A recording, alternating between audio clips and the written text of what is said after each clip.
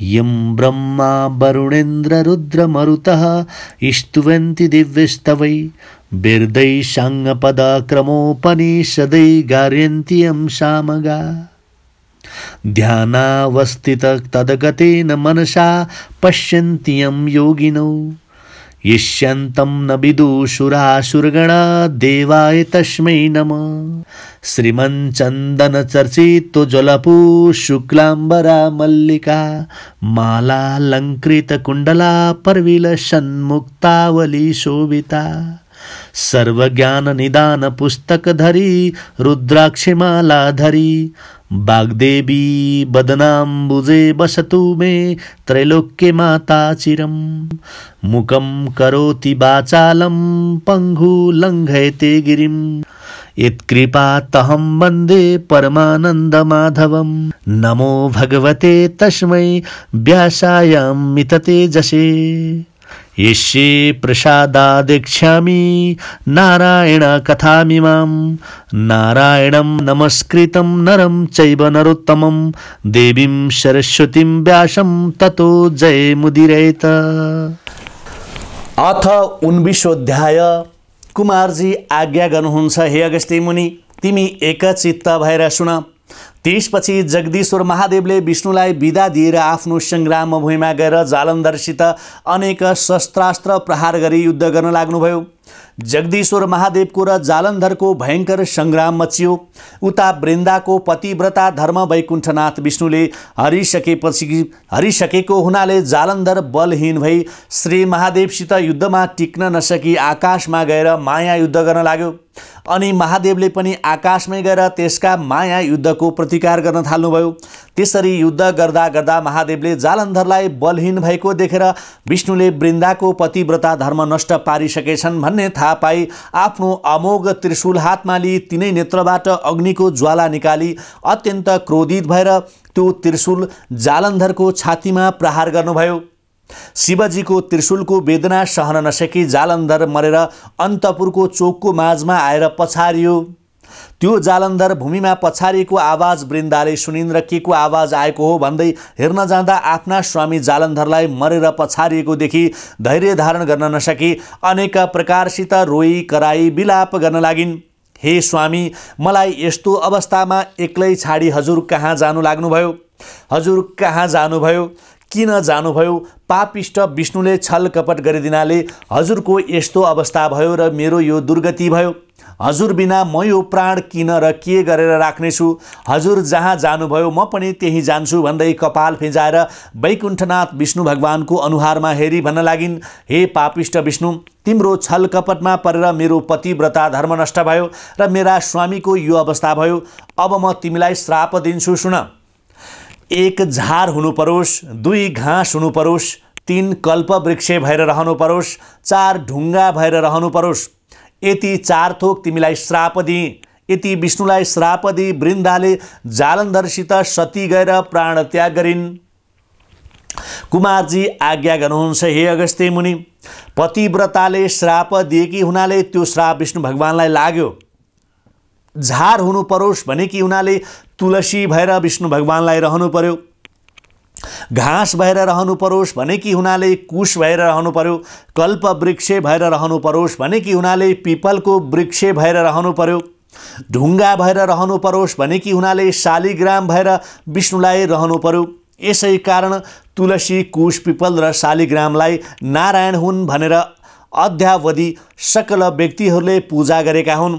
हे अगस्त्य मुनि, पतिव्रता धर्म भनेको धेरै नै ठुलो धर्म हो। त्यसको पालन गर्नाले प्रत्येक नारीले उत्तम गति पाउँछन्। वैकुण्ठनाथ विष्णुले वृन्दाले श्राप पाएपछि कैलाशमा जगदीश्वर महादेव कहाँ पुगी सारा वृत्तान्त वर्णन गरेर सुनाए। अनि म अब वृन्दाको श्राप मोक्ष गर्न जान्छु भनी शिव पार्वतीसित विदा भई तुलसी, कुश, पिपल र शालिग्राम भएर रहँदा भए। त्यसरी विष्णु भगवान विदा भएर श्राप मोक्ष गर्न गएपछि श्री जगदीश्वर महादेव वृषभ अर्थात् साँडेमाथि सवार भएर ब्रह्मा इन्द्र अग्नि वरुण कुबेर आदि देवताहरूलाई अघि पछि लगाई अनेक प्रकारका वाद्य बजाई अप्सराहरूले नाच्ने, गन्धर्व गणले गान गर्ने र आकाशबाट पुष्प वृष्टि गर्दै विजयको ठुलो उत्सव गर्दै कैलाश भवनमा प्रवेश गरी भूत प्रेत पिशाच यक्ष किन्नर नाग तथा प्रमथ गण समेत भएर शिव शक्ति स्वरूपले रहँदा भए। त्यसपछि ब्रह्मादि सकल देवता श्री महादेवसित विदा भएर आफ्ना आफ्ना लोकमा गई आफ्ना आफ्ना काम गरेर अत्यन्त आनन्दले रहे। यति स्वर्गका कुरा कहे। कुमारजी आज्ञा गर्नुहुन्छ, हे अगस्त्य मुनि, अब पातालको कुरा सुनाउँछु, तिमी एकचित्त भएर सुन। जगदम्बा पार्वतीको आज्ञाले अश्वत्थामा ऋषि सप्त पातालको मूल भएको यस्तो रसातलमा पुगे। त्यो कस्तो पाताल भने सूर्यनारायणको तेज जस्तो जाजुल्यमान तेज भएको, अनेक प्रकारका अमूल्य रत्नहरूले देवी प्यामान तुल्याइएको, सुवर्णको पुरीमा असङ्ख्य सम्पत्तिका स्वामी भएका शेष नाग, तक्षक नाग, कर्कोटक नाग, पद्मनाग, कुलिक नाग र वरुण नाग आदिले निवास गरेको, तिनका नागिनीहरू पनि हीरा मोती मणि माणिके र अन्य अनेक रत्नका गहना तथा उत्तम वस्त्र अलङ्कार पहिरी ऊभन्दा ऊ राम्री भएर रहेका। त्यस उत्तम स्थानमा पुगेर अश्वत्थामा ऋषिले भने, हे शेषनाग, श्री पार्वतीको आज्ञाले श्री स्वस्थानी परमेश्वरीको व्रत गराई जो दुखी छन्, जो दरिद्री छन्, जसका सन्तान छैनन्, तिनको उद्धार गर्न आएका हौँ। यहाँ कोही दुखी दरिद्र छन् कि? यस्तो अश्वत्थामा ऋषिले भनेको वचन सुनेर शेषनागले भने, हे अश्वत्थामा ऋषि, यहाँ तपाईँले भने जस्ता दुखी दरिद्री कोही पनि छैनन्। त्यस वनको नजिकमा शङ्खचूड नाग, रत्नचूड नाग, कृपादत्त नाग र धात्रराष्ट्र नागको घर छ। उनका स्त्रीहरू साह्रै दुःखमा छन्, त्यहीँ गएर सोध्नु हवस्। यति शेषनागले भनेपछि अश्वत्थामा ऋषि उनीहरूलाई सोध्दै नागिनीहरू बसेको स्थानमा पुगे। त्यहाँ शङ्खचूर्ण नागकी स्त्री हीरावती, रत्नचूर्ण नागकी स्त्री रत्नावली, कृपादत्त नागकी स्त्री मृगावती र धात्रराष्ट्रकी नागकी स्त्री मदनावती यी स्त्री पुरुष अन्योन्य प्रीतिले रहेका थिए। पछि दुःख पाई घरमा बस्न नसकी बढी कष्ट भएर शङ्खचूर्ण, रत्नचूर्ण, कृपादत्त र धार्तराष्ट्र नागहरू परदेश गए। नागिनीहरू दुःखमा परेका भए पनि महासत्यवादी थिए। नागहरू परदेश गएपछि अब के गर्ने, कहाँ जाने इत्यादि तर्क गरी चारैवटीले मतो मिलाई घर छाडेर वनमा बसी दुःख गरी आफ्ना आफ्ना पतिको प्रतीक्षा गरिरहेका थिए। 12 वर्ष बित्यो, तैपनि नागले नागिनीको र नागिनीले नागको केही पनि खबर गर्न सकेका थिएनन्, खबर पाउन सकेका थिएनन्। अश्वत्थामा ऋषिले त्यस दुःखका समुद्रमा डुबिरहेका नागिनीहरूलाई खोजी गर्दै यहाँ को दुखी छ, यहाँ को दरिद्री छ भन्दै सोध्दै गए। नागिनीहरूले सुनेर हामीलाई कोले हप्कायो, कसले बोलायो भन्दै गुफाबाट बाहिर निस्केर हेरे। अनि अश्वत्थामा ऋषिलाई देखेर भन्न लागे, हे अश्वत्थामा ऋषि, आज हाम्रो घरमा के कामले कष्ट गर्नुभयो भनी सोधे। अनि अश्वत्थामा ऋषि भन्दछन्, हे नागिनी, पूर्वकालमा जुन स्वस्थानी परमेश्वरीको व्रत गरेर जगदीश्वर महादेव स्वामी पाइन्, आज उनै पार्वतीको आज्ञाले श्री स्वस्थानी परमेश्वरीको व्रत गराई जो दुखी छन्, जो दरिद्री छन्, जसका पुरुष छैनन्, त्यस्ताको उद्धार गर्न भनेर आएको हुँ। यति अश्वत्थामा ऋषिले भनेको वचन सुनि नागिनीहरूले मनमा अपार आनन्द मानी प्रार्थना गरे, हे अश्वत्थामा ऋषि, हामीहरू दुखी पनि छौँ, दरिद्र पनि छौँ, हाम्रा सन्तान पनि छैनन्, पुरुष पनि छैनन्। अत यो व्रत हामीलाई गराऊ भनी आफ्ना स्वामी नागहरू कष्ट भएर परदेश गएको सारा कुरा आफूहरूले अनेक प्रकारका कष्ट पाएका कुराहरू सहित सारा वृत्तान्त सुनाई सम्मानपूर्वक आसन दिएर आदरले बसाले। यता ती नागिनीहरूका कुरा सुनि अश्वत्थामा ऋषि भन्दछन्, हे नागिनी हो, एकचित्त भएर सुन। पहिले सत्ययुगमा हिमालय पर्वतकी पुत्री पार्वतीले महादेव स्वामी पाऊँ भने श्री स्वस्थानी परमेश्वरीको व्रत गरेको विधि म तिमीहरूलाई भन्दछु सुन। पौष शुक्ल पूर्णिमाको दिनदेखि हात खुट्टाको नङ काटी स्नान गरी पवित्र भएर एक भक्त रही एकचित्त रहेर मेरो फलानु कामना पूर्ण होस् भनी 1 महिना दिनसम्म नित्य मध्याह्न कालमा श्री महादेवको पूजा गर्नु, पूर्ण चन्द्रलाई बत्ती बालेर आरती गर्नु, श्री स्वस्थानी परमेश्वरीको कथा सुन्नु र सुनाउनु। अनि माघ शुक्ल पूर्णिमाको दिन अष्टोत्तर 100 पान, अष्टोत्तर 100 कुड्का सुपारी, अष्टोत्तर 100 नाना जातका फूल र फल, जौ तिल पनि गनेर चढाउनु पर्छ। सगुन समेत नाना उपचार तयार गरी तामाको थालीमा ओमकार लेखी गङ्गा जलले स्नान गराउनु, श्रीखण्ड रक्त चन्दन सिन्दुर फूलमाला पहिराउनु, वस्त्र धूप दीप नैवेद्य यथाशक्ति भेटी दक्षिणा चढाउनु। यस प्रकार श्रद्धा भक्तिले श्री स्वस्थानी परमेश्वरीको पूजा गर्नु, अर्घ्य दिनु, ध्यान गर्नु, जप पाठ गर्नु। त्यसपछि प्रसाद झिक्नु र अष्टोत्तर 100मा 8 रोटी, 8 अक्षता, 8 पान, 8 यज्ञ सूत्र, 8 कुड्का सुपारी सगुन समेत आफ्ना पुरुषलाई दिनु, पुरुष नभए छोरालाई दिनु, छोरो नभए मित छोरालाई दिनु, मित छोरो पनि नभए जुन कामनाले व्रत गरेको छ मेरो फलानु कामना पूर्ण होस् भनी गङ्गा वा अन्य नदी तलाउमा लगेर बगाइदिनु। 100 रोटी आफूले फलाहार गर्नु, रात्रि जागा भएर रहनु, श्री स्वस्थानी परमेश्वरीको कीर्तन नाचगान गर्नु। यति गरेपछि तिमीहरूको सम्पूर्ण दुःख नाश होला, नागहरू पनि छिट्टै घर आइपुग्नन्।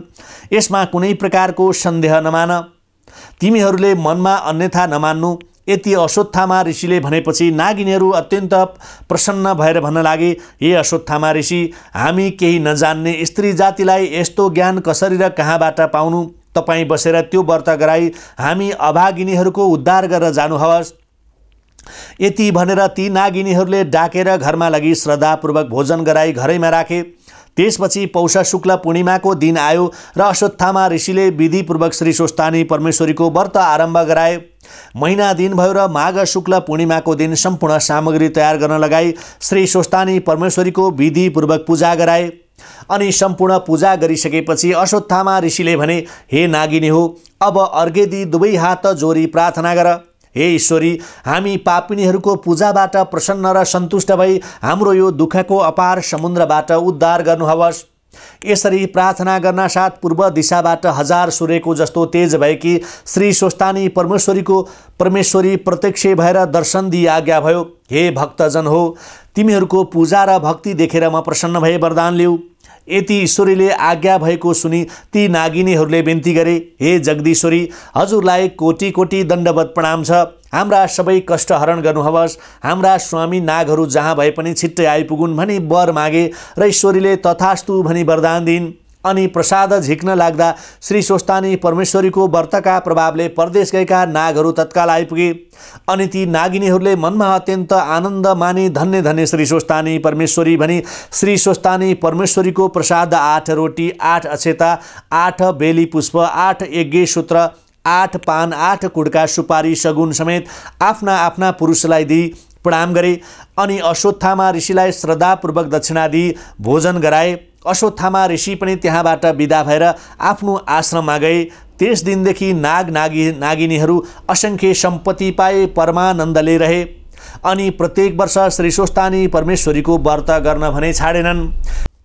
इति श्रीस्कन्द पुराणे केदारखण्डे माघ महात्म्ये कुमारगस्ते संवादे श्री स्वस्थानी परमेश्वराय व्रत कथायां नागिनी श्री स्वस्थानी व्रत कृतं नाम 19ोऽध्याय।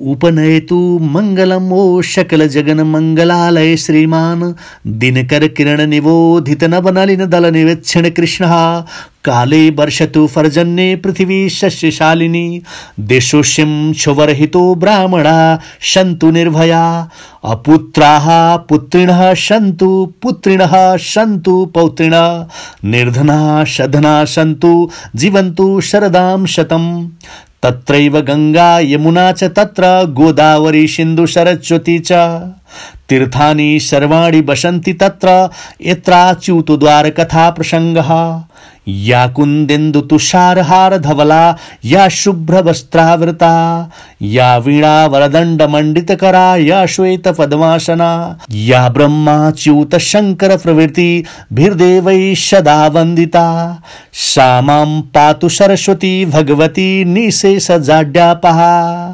कायेन वाचा मनसेन्द्रियैर्वा बुद्धयात्मना वा प्रकृति शोभावात् करोमि यद् सकलं परस्मै नारायणायति समर्पये तथा। श्री स्वस्थानी परमेश्वरी की, श्री स्वस्थानी परमेश्वरी की जय।